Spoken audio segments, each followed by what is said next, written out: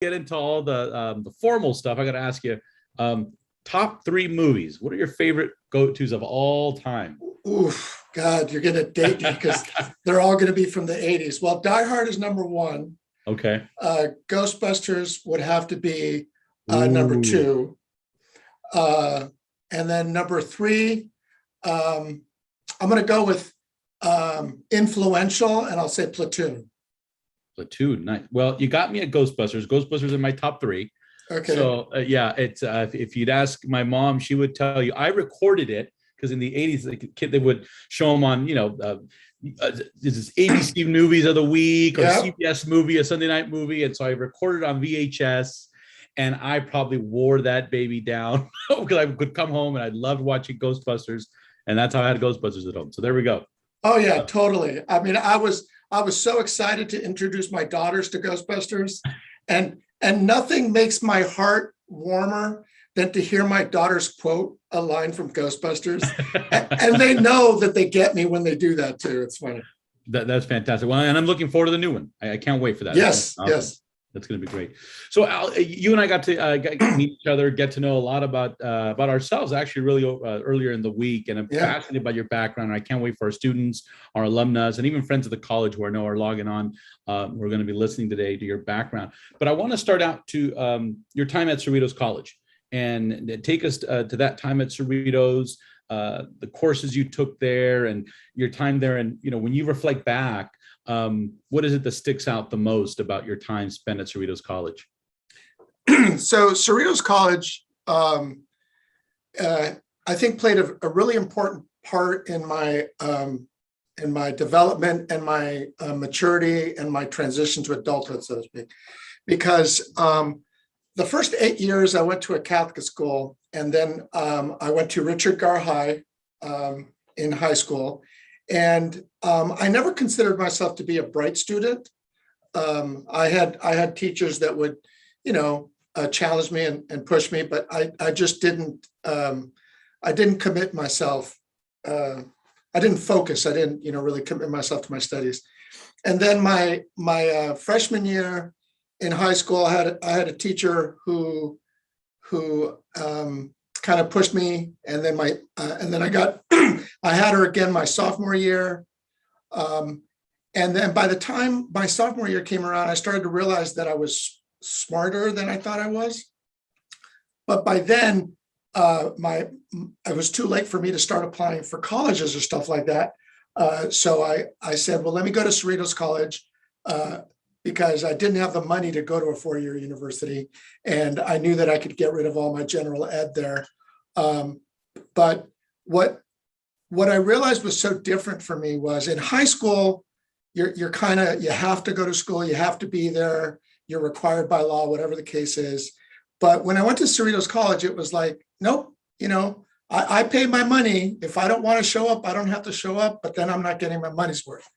So in Cerritos College, I think I realized that focus and dedication, it was kind of like an opportunity for me to push myself.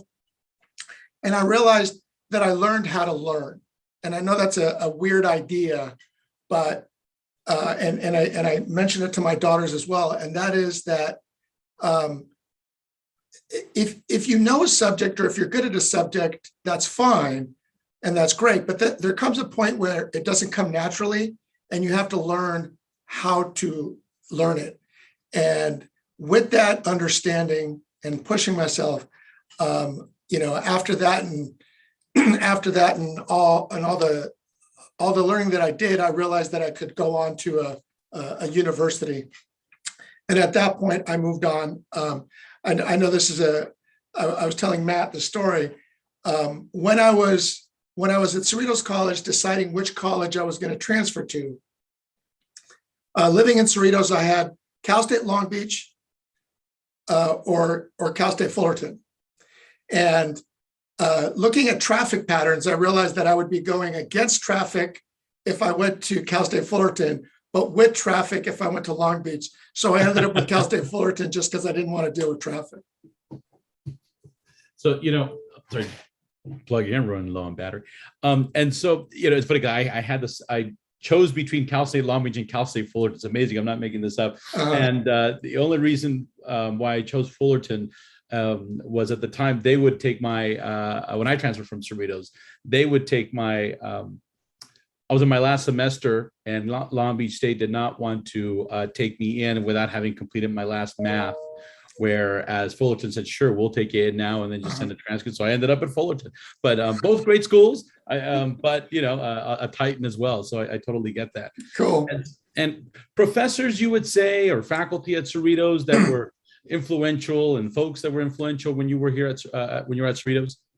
There was one class that I took, and something that I would say is like, don't look at general ed as, I think sometimes people look at general ed as like all these classes I have to take that have nothing to do with my major. And I think that's the wrong way to look at it. I think you need to look at general ed as an opportunity to learn things that you never thought you would learn. And I took a, I think it's Philosophy 101 Introduction to Logic class. And it was just, one of the ones that just came up. And I just found this class so fascinating because I had never thought of the idea that people for years, hundreds, if not thousands of years, have thought about logic and have come up with ways to make arguments and make decisions and put things together. Anyways, one of the things that this professor mentioned was that that when you present your opinion, or when you're repeating a fact, don't say, phrase it that it's coming from your perspective. So in other words, if you were to say, well, my understanding is that I was supposed to pick up lunch at noon, as opposed to saying, I'm supposed to pick the lunch up at noon. When you present it from the perspective that it's your understanding, then people don't argue that you're wrong. They just realize that your understanding wasn't accurate. So I find myself in my professional life always having that in the back of my head, that whenever I'm talking either to my boss or to a colleague or to somebody that reports to me, I always phrase things from like, well, the way that I understood the email, or, my understanding was this, then people are much less defensive when they talk back to you. So for me, that was a lesson that I still use to this day. Yeah, I was going to say, it's got to be something even in management that you use right every day. So it's got to come in handy. You can't overlook those general ed classes that we all took, where you learn so much in those courses, a little bit about, like you said, logic courses, and you name it, critical thinking. The other class that I took, where I learned an important lesson, but I didn't learn the lesson because of the class. So I had done in high school, I did pretty good in algebra, and I even took trigonometry. And then when I came to Cerritos College, I took some advanced algebra classes, and then I had to do pre-calculus. And I took the and I was doing really well in math. So I took this pre-calculus class, and the teacher said, you're going to have 4 regular tests, and you can drop one of your test grades. And then you'll have the midterm and then your final.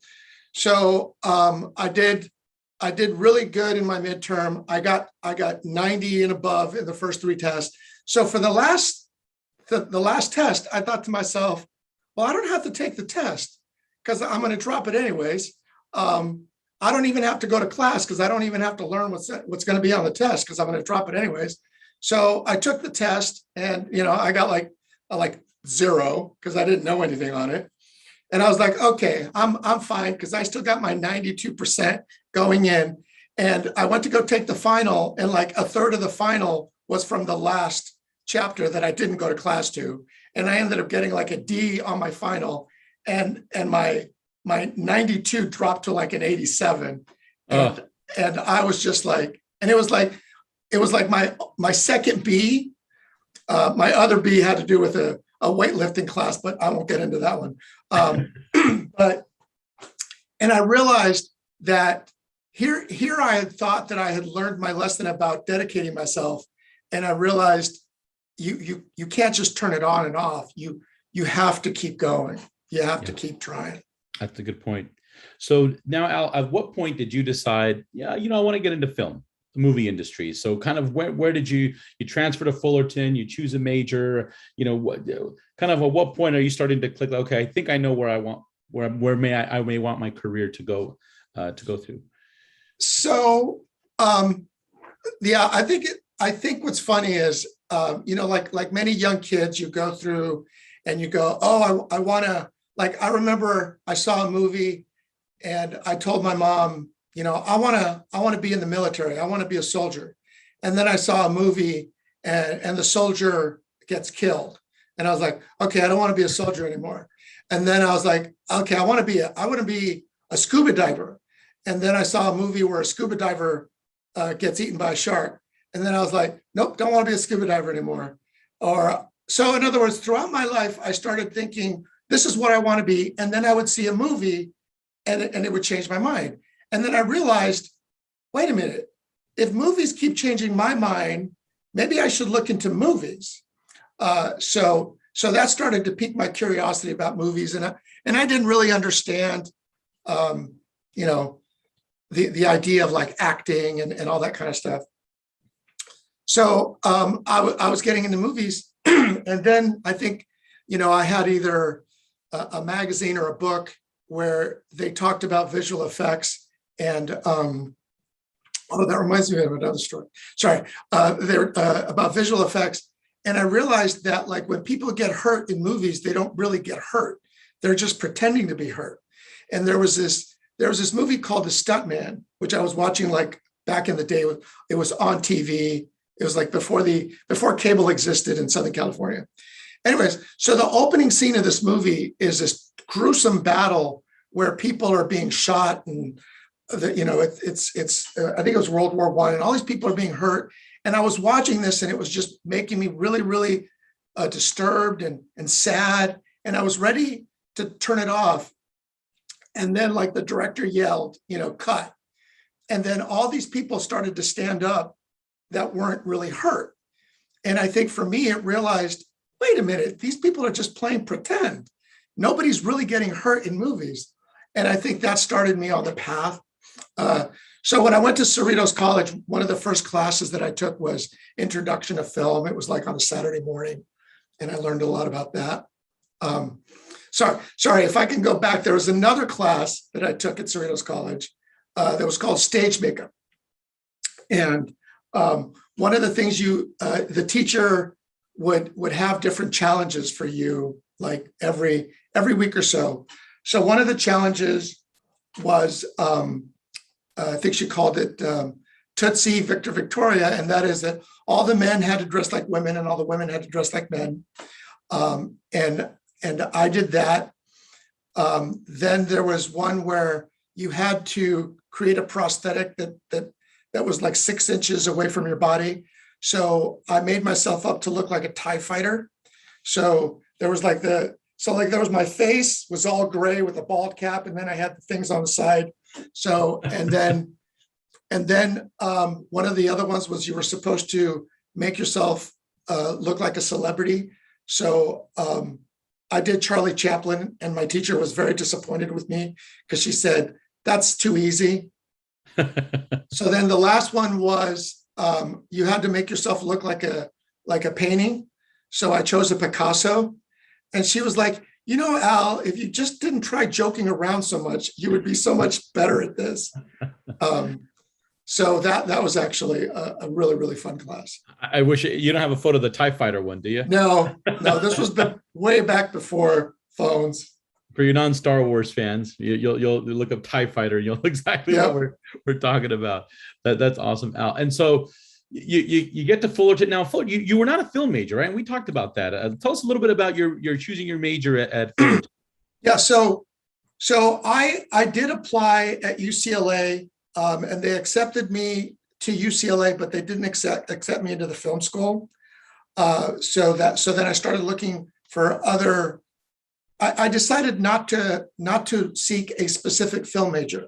I wanted to be more practical, and I wanted to pick a major that would apply and be above and beyond film. So I didn't want to find myself interviewing at some insurance company, later on in my life, and somebody looking at my resume and going, "Film, huh? So that didn't work out, did it?" So I figured I'd go with communications with an emphasis in radio, television, film. And I'm really glad that I did, because I took a couple of communication classes that really helped me to connect with people so much better. This was at Cal State Fullerton. I took a group communication class, and that is also a class that has paid off in spades in my career, because it helped you to understand, like, everybody dreads this. Like, whenever in any class where a teacher says, "Okay, you're gonna have a group project," the straight A students hate that, because they know they're going to be put with a group and somebody's not going to pull their own weight. And then the other ones are going to be like, "I hate somebody that's going to boss me around all the time." But for me, I really learned a lot, because the way the class was structured was, the first half of the class was to work on a project, and then you presented the project. And the second half of the class was to reflect on the archetypes that developed. So one of the things that the teacher said was that you couldn't vote for a leader. You guys just needed to let it evolve naturally, and that you would find out, the different archetypes. There's like the jester, the person that's always like, goofing around. There's the lieutenant, who's the person who always helps the leader to lead. There's the mother figure, who's always making sure that people eat and people have water. Anyways, it was a really, really useful class for me. So after Cal State Fullerton, actually, while I was still in Cal State Fullerton, I was able, with a friend of mine, was able to help me to get an internship on Terminator 2 post-production. Oh, wow.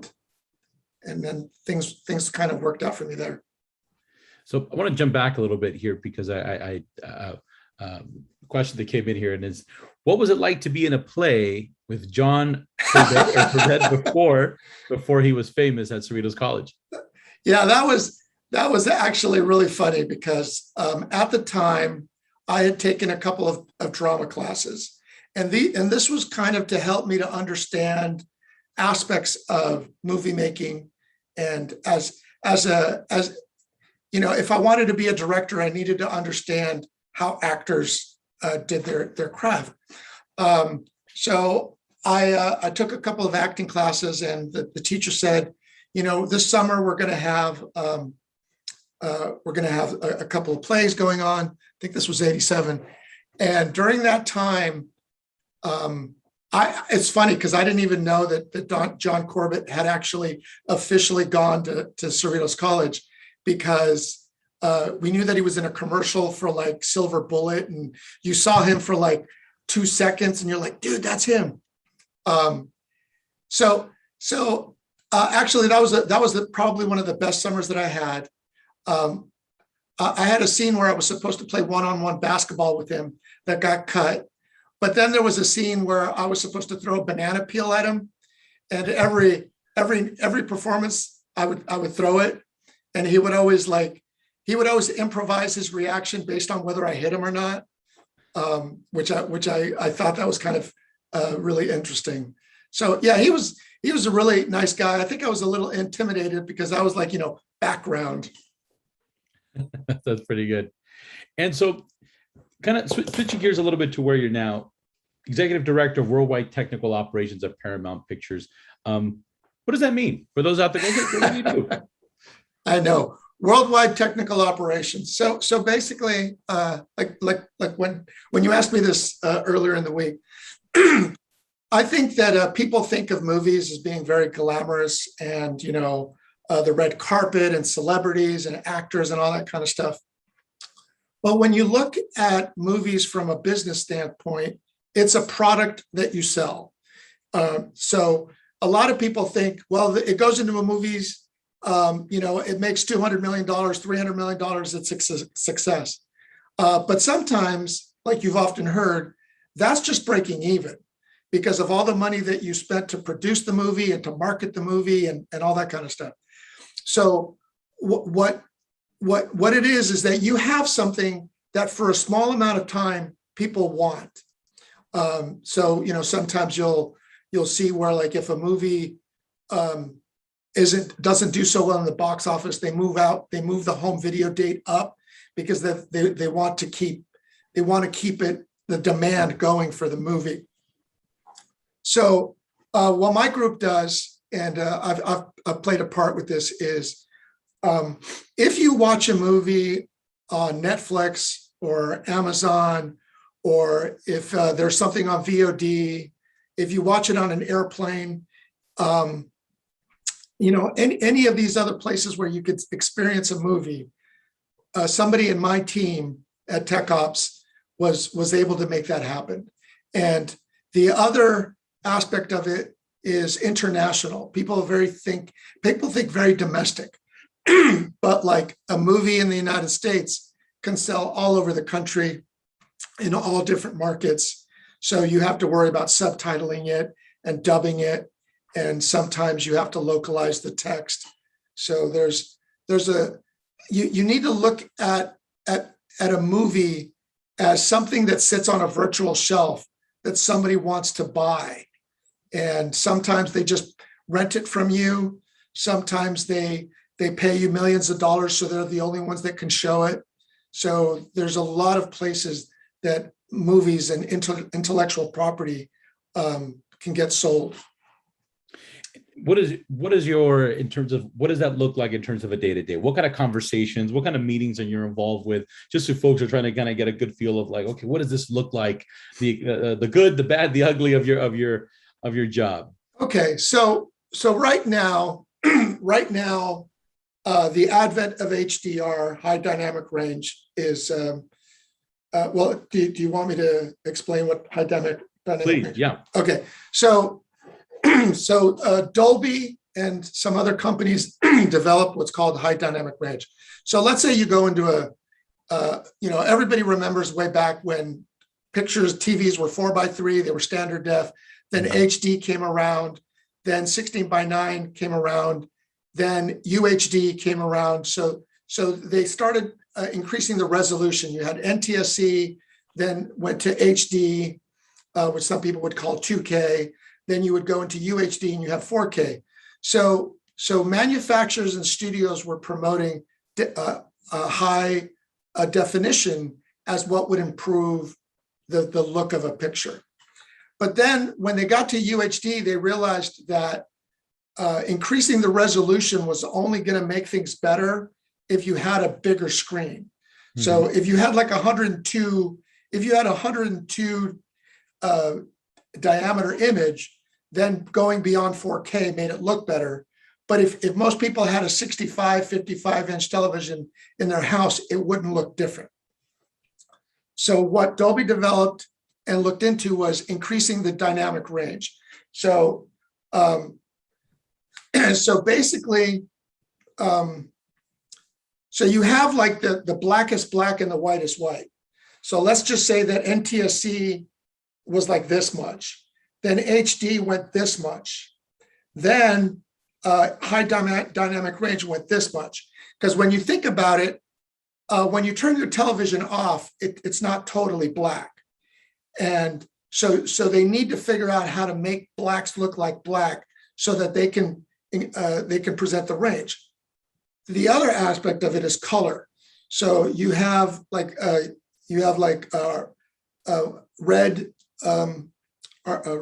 green, and blue, or magenta, yellow. Anyways, so it's like a triangle. Mm-hmm. So if you have a triangle, NTSC was a little triangle inside of there. Then HD was a bigger triangle. Then high dynamic range, the triangle is almost as big as what the human eye can perceive. So what that means is we've had to go back to old movies, retransfer them so that we can increase the dynamic range of our pictures so that they look better and better and much more like they do in theaters. Okay, so we've, over the last couple of years, we've been retransferring a lot of movies to HDR. Going forward, all of our theatrical releases have been in HDR. So we've had to go back. So, okay, so let's just use as an example, Untouchables is a title that we're retransferring to high dynamic range. And so we're basically sitting around going, I had a couple of meetings and a couple of calls, and I'm like, okay, once we are done with this transfer, we need to sell it. We need to put it up on the Apple site. But before it goes to the Apple site, we need to make sure that the new picture conforms to the audio. So when I say conform, it's like you want to make sure that all your sound effects occur when they're supposed to occur. Right. Your lip sync is in sync. If there's a fade up or a fade down, if there's a music cue, you want to make sure that visually everything lines up perfectly. If your movie, if you retransfer it and you add a few more frames, well, now your picture is longer than your audio, so you have to go back and get it into conformance. If you have subtitles, you have to make sure that the subtitles are also in conformance. Usually the subtitles and the dialogue, even though they're different languages, still need to be in sync with one another.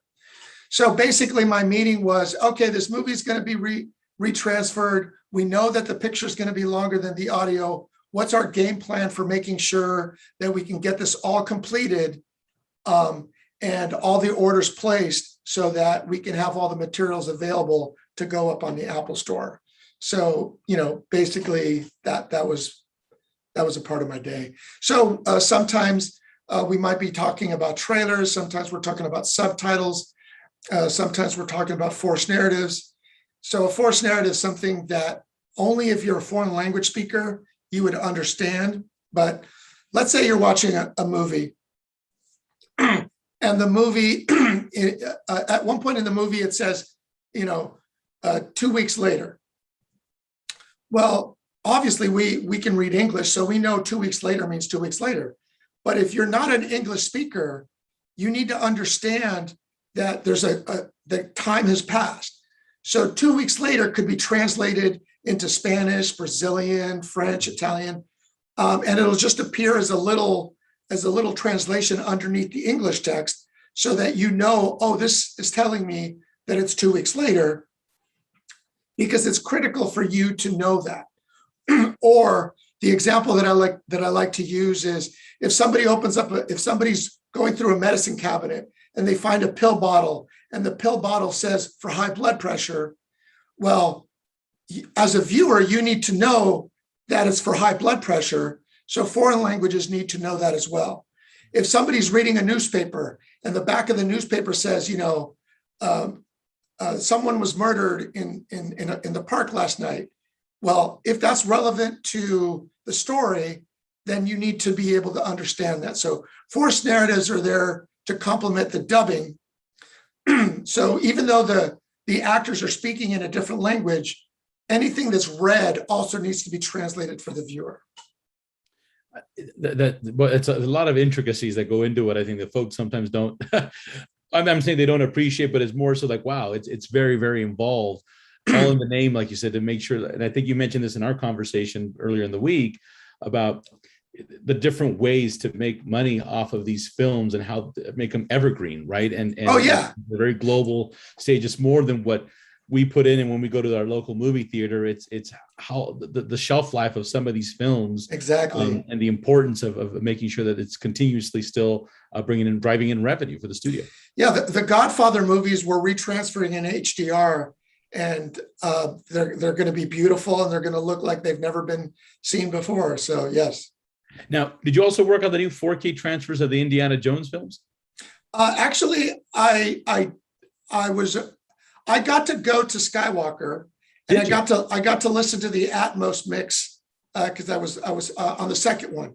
I know it wasn't the best one, but I did get to go to Skywalker, and I did get to listen.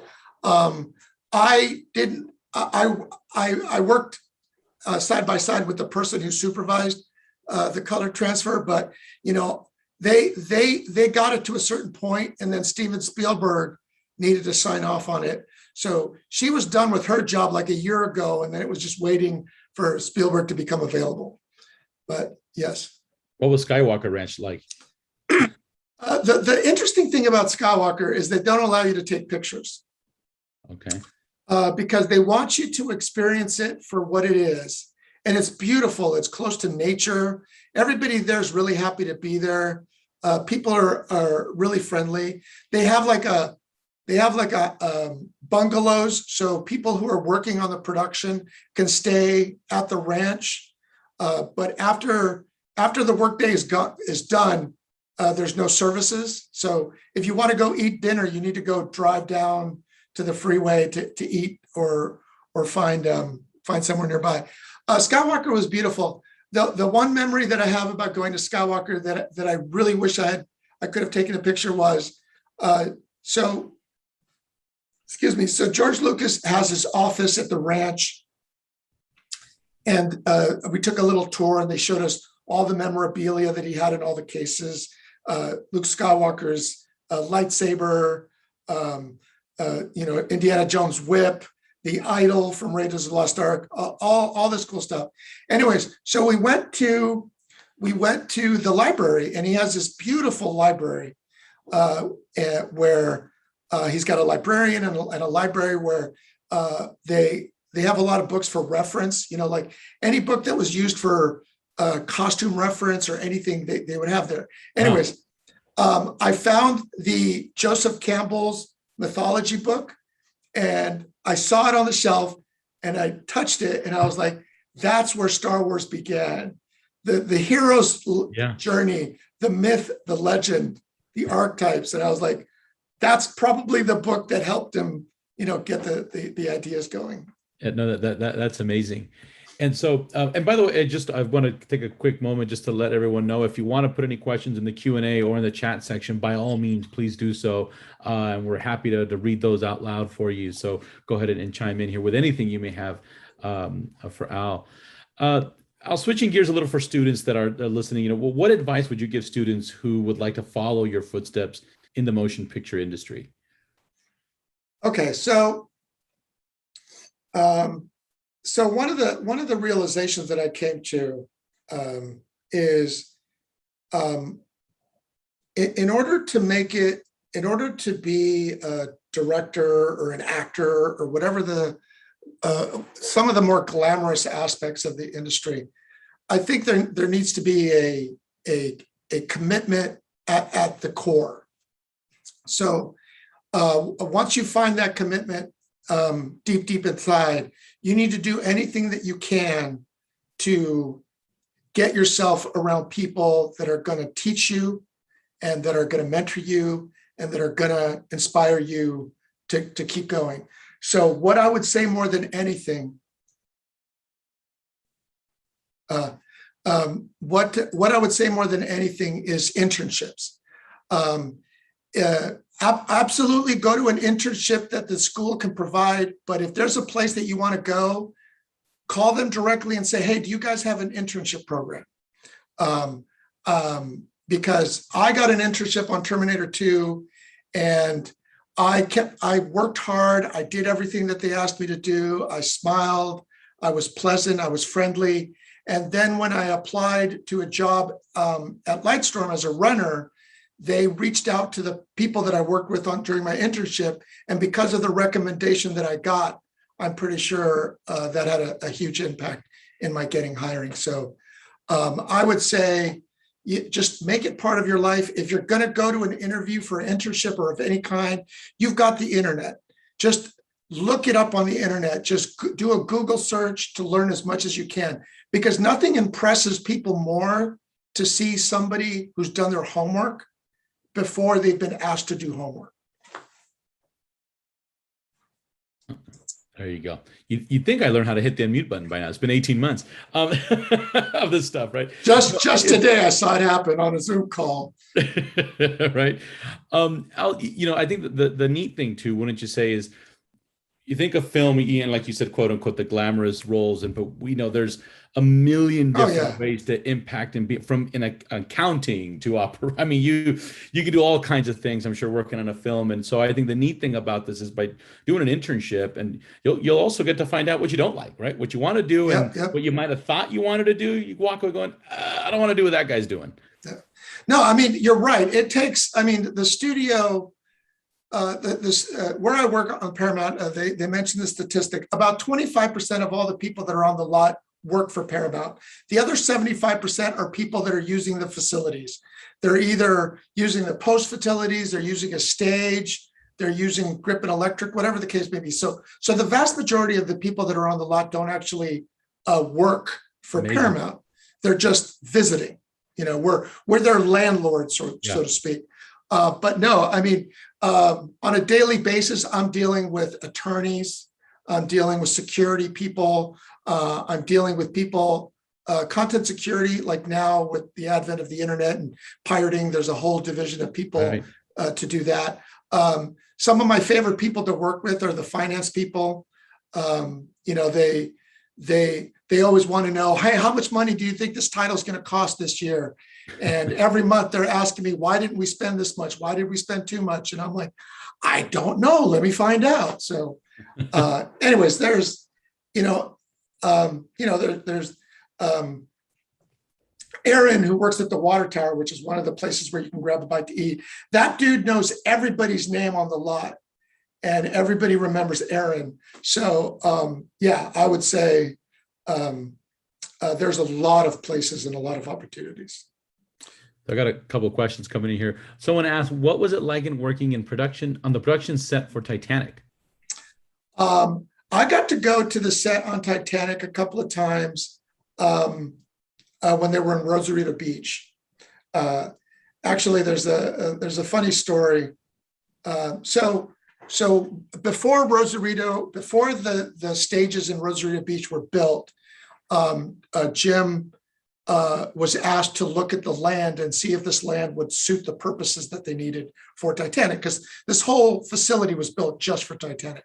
So one of the things that he was looking at was wind direction.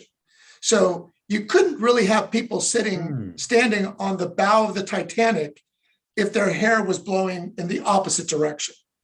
So they needed to do an environmental study to make sure that we faced the ship in the direction that the wind ran most often. So that if somebody was standing on the deck and there was a small breeze, the breeze complemented the fact that the ship was moving through the ocean. So we got to go there. One of my responsibilities was to build. We had this huge, I would say like 15 to 20 foot tall, 15 to 20 foot long model of the Titanic. And we brought it up in trucks. We had to put it up, and we had to reference the ratio. So if the actual Titanic was going to be, 30 feet off the ground, then we would have to put the model that was, 1/5 scale, 1/5 of 30 feet off the ground. So everything had to be scale so that when he was doing his videomatics, it would represent what it would look like with the full camera gear and lighting and so on. So I would have to say, so I got there, and one of the reasons that they asked me to go was because I understood Spanish. But if I was surrounded by a lot of Anglo people wouldn't think that I spoke Spanish. So if I'm around Latinos, then I look like I speak Spanish. But if I'm around a lot of white people, then people may not think that I speak Spanish.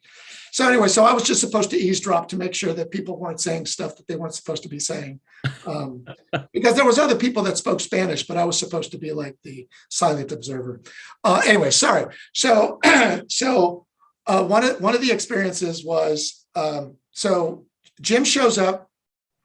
We had set it up where we were told to set it up, and Jim says, "Okay, I need you guys to move this 10 feet this way." And I said, "Okay, Jim, So that's probably going to take us about an hour because we have to take it apart because it was in two pieces, and then we'll move each piece, and then so it'll take about an hour. It's like, what are you talking about? Just everybody grab, everybody just lift it up. And I was like, I don't think we have enough people here. And he ripped me a new asshole. Sorry. He was very upset with me. And I was like, yes, sir, let's do what you want to do. So I'm back in the truck getting some equipment, and I'm with my friend, my coworker, and Jim comes up to me and he goes, you've never been on a set with me before, so you don't understand that when a director tells you to do something, don't make him tell you a second time. And I was like, yes, sir, thank you. And then he left. And my friend looks at me and goes, dude, that's the closest I have ever seen him come to apologize to somebody. That's a great story. Wow, James Cameron. So I have some other fascinating questions in terms of what I was going to ask you, are the talent from those older movies that you're working on ever involved or have any opinion or now that yes, really? Yeah. So the directors are always invited to participate in the HDR transfer. So if a director, let's say, I'm trying to remember. So the directors are always invited. Sometimes we don't pay them, but they're always invited. So some of them are retired and they would love to get a taste of the industry. Sometimes they're really busy, so they'll have a representative. Sometimes they'll ask the cinematographer to come in and sit in. But yes, directors and we always reach out to the producers to find out if anybody wants to be involved. Okay, awesome. I have here, let's see, looking at a couple more questions. Who would you credit as your biggest motivators to getting in and growing in your industry? Well, I would say, I have to admit, I'm really lucky in that I was a huge Jim Cameron fan. I loved Terminator. I loved Aliens. Aliens would probably be, actually, now that I think of it, I don't even think I mentioned Aliens in my top three. So I think Aliens would definitely be my. What about True Lies? It's one of my favorite. I love True Lies. You know what's funny about True Lies is that I got to see how the sausage is made. So True Lies, there's nothing like opening night and being surprised. But when you watch dailies, day in, day out, when you see the story get put together little by little, it kind of ruins the magical moment of like the curtains opening up and experiencing it for the first time. So I respect that people enjoy True Lies, but because I was, so it's like I got to see the painting made a little stroke at a time. It kind of ruined it for me in that I didn't have the same impact as it did for others. Yeah. Sorry. Was it James Cameron? You said one influence. Oh yeah, sorry. Yeah. The other director for me is kind of funny. It's Steven Spielberg. Steven Spielberg, because there was an episode of 2020 where they were interviewing Steven Spielberg, and he was talking about how he was scrawny and he always got picked last in sports. And I think I realized that that being creative and having an imagination was something that was valuable to people. Mm-hmm. And so in that respect, I think I kept challenging my imagination and my creativity. So I would say that they were motivations. But my high school English teacher, Mrs. Meadows, was the one where I told her, I want to do movies, but I don't think I'm going to do electronics because I think electronics is more practical than movies. And she's like, why are you not going to try to do movies? And I'm like, why are you telling me I should? She goes, because you need to ask the question and you need to get an answer. Because, could I have made it? Could I have, will live with you for the rest of your life?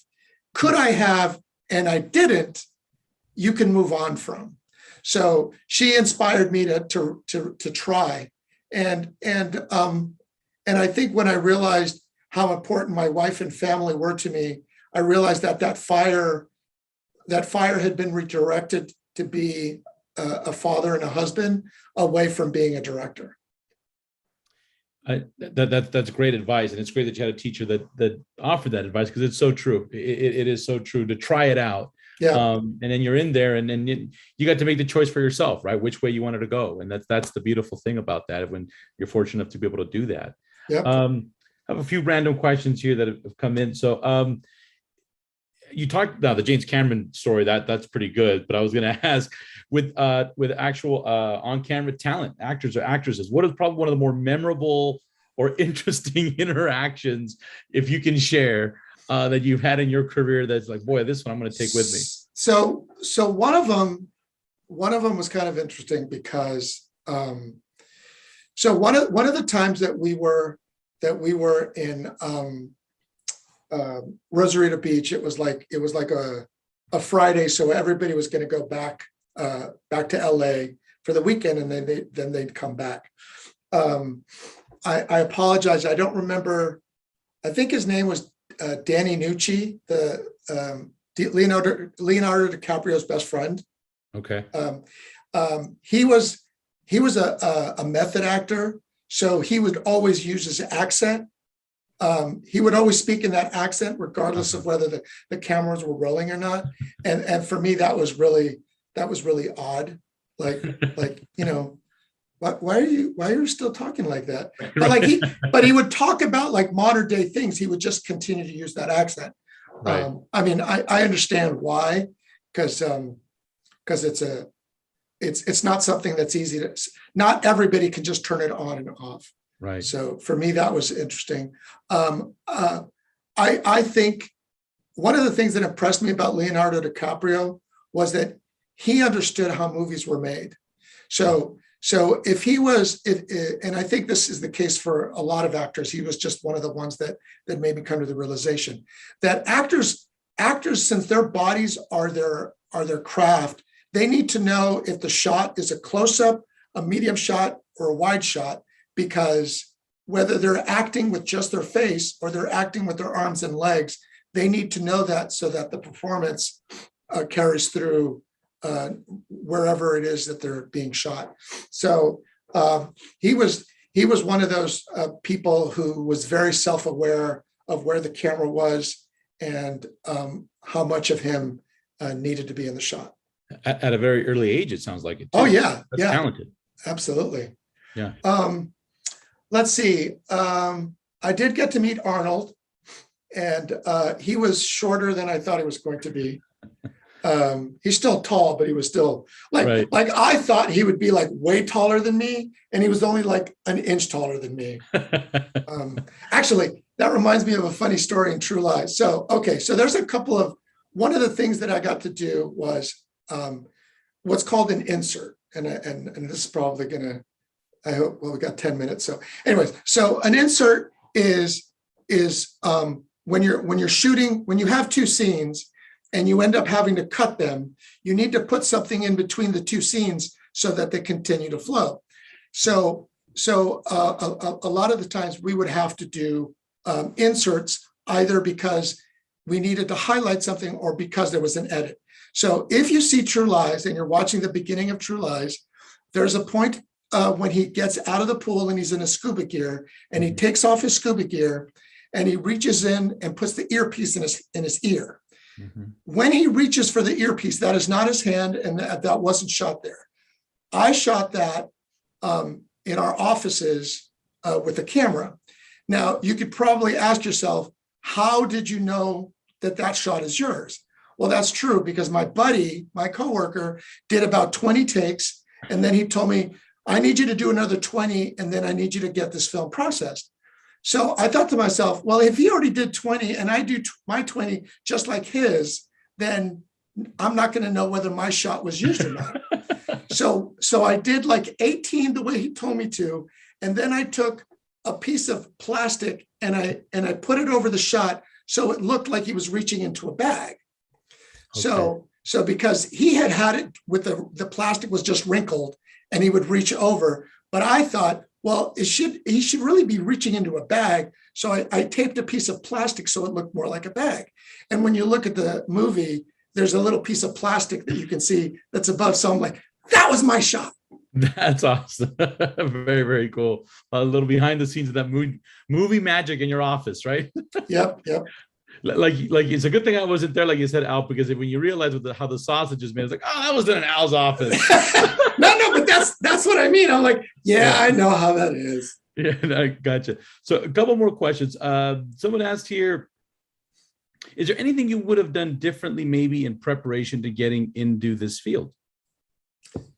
Well, I would say that now with the advent of the internet, just learn as much as you can, because learn as much about the craft and learn as much about the people. Meaning, if you're going to work with a cinematographer, then go to IMDb and find out all the movies that he's made or she's made. If you're going to work with, a production designer, if you're going to work with a grips, a cinematographer, a production designer, storyboard artist, just learn as much as you can, because they're all still people and they believe in their work, and knowing that people appreciate their work goes a long way. So now with the internet, I would definitely recommend doing research. The other thing that I would say is, regardless of what it is that you want to do, if you want to be a director or an actor or a producer, write. I mean, now, with the computer, a laptop, an iPhone, an iPad, whatever it is, just write and just keep writing. You don't have to show it to anybody, but just keep writing. Excellent advice. Finally, somebody asked here a good question that let me say, I lost it. Yeah, on the chat. I don't know how familiar you are, but someone asked, what are your thoughts on the 3-day film school that is offered through the Cerritos Community College Education Center? I don't know if you know much about the program or not, but I'm sorry, I don't. Yeah.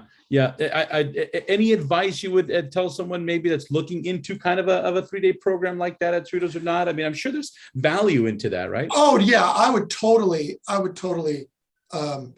I think, number one, if they promise you the moon and the stars, then I probably wouldn't believe them. If it's within your budget, I would certainly do it.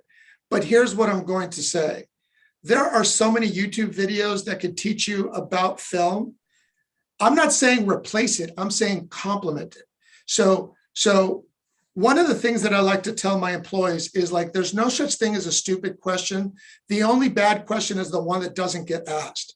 So learning how to ask better questions you're going to get so much more out of it. So if you can get rid of the easy questions looking at YouTube, then you can ask the harder questions when you're actually there. But I would say that if it's within your budget, I would agree with it. And also, if they're promising you too much, then I wouldn't believe it. I think that's just good general advice for anyone looking into education in general, right? Because there's so much out there and so much available. A lot of it is really good. And I think when you look at a lot of the schools, especially like at Cerritos, and usually they're again, pretty legit, but there's a lot of private organizations that'll offer you the moon and the stars. Like you said, come do this 1-day thing and you've never heard of this company and someone's out there trying to make money off of somebody, but you can probably trust a public institution a little bit better. Right. Or it's a timeshare where you go to 3 days and then they go, oh, but just for this much more, we can give you a full 2-week program. Right. No, that's excellent advice. Lastly, because I know we only have a couple of minutes here, but you touched on employees and what have you, and you're a leader in your own right. What have you learned as you moved from where you first started there, now in your role as a leader, as a manager, having employees, which is, I don't know if they teach you that in film school, right? It's like, gosh, that's why I asked the question, because you could be a good, fill in the blank and know a lot about films and be very creative. But at some point, a lot of the creatives have to move into a management role. Yep. What was that like for you moving into a leadership role? And what advice would you give someone now that wants to move into a leadership role at some point? Well, I would tell you right now that managing people is the hardest thing because everybody's different and people are motivated for different reasons. Yeah. And the worst thing that you could do is surround yourself with people that fit your management style, because then you're going to stagnate. Then you're not going to get the great ideas. You're not going to get the different perspectives. So you need to become a manager. And I apologize, I don't remember the name of the character, but the little panda in Kung Fu Panda. Mm-hmm. He's teaching the big panda, and he's told, the teacher teaches to the student doesn't learn from the teacher. So that these are supposed to be wise words, and they are wise words. And that is that don't make your team learn the way you teach. You need to teach them. You need to teach them the way they learn. If I said that right. Yeah. Okay. Because number one, that's going to make you so much better when dealing with new and different people. So certainly do that. And it's also going to earn you so much more respect, knowing from your team that you were willing to take the time to teach them the way that they learn. And earning respect is a lot of hard work, and it can get taken away from you so quickly. So, the harder you are to keep it and to earn it, don't let it go. Well, I think that's great advice. I think it's great to end on that. Al, thank you so much for spending time. We can probably go on and geek out about movies and film. Probably, man. Probably. But this is a lot of fun. I'm sure that our folks watching. It's so funny. My light just died as you called it quits. That's kind of funny. There you go. On that note, right? Well, thank you so much for participating. Please stay engaged with the college. We would really love that. Yeah, this was very fun for me. I'm very excited and very proud to be able to share my thoughts. Well, we're proud of you. Know that the college is always proud of our alums. It's exciting to see alums go out there, do amazing stuff and amazing work, but even more so to come back and give back, because this conversation, I know, even if it just influences a young student or alum or someone thinking about the industry or anything they could have taken away today, it means a lot. And so we thank you for that. And thank you for everyone for chiming in and for your questions and for being a part of it. So with that, stay tuned for the next installment of our Alumni Conversations. We'll have information that'll go out, I'm sure, via email and through social media, so you can follow us there. To that, have a good night, everyone. Thanks again, Al. Thank you, Jason. See ya.